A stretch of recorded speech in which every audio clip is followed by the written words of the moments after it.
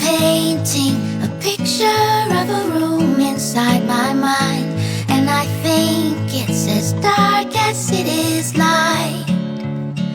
And this painted picture of a room inside my mind is where I go to rest, rewind, and hide. It's got walls and it's got windows, and the sun touches the ceiling. It's got blue creeks and willows, and I pretend that I'm healing in this room inside my mind.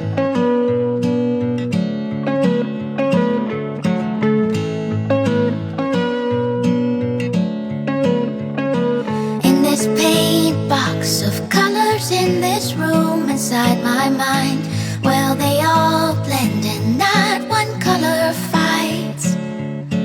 So I take all these colors in this room inside my mind and make rainbows as tall as they are wide. In these walls and in these windows where the sun touches the ceiling, among blue creeks and willows, I paint people finding healing in this room inside my mind.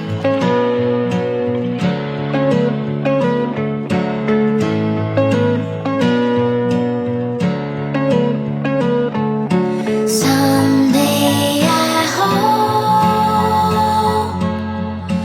that my picture grows. Someday I hope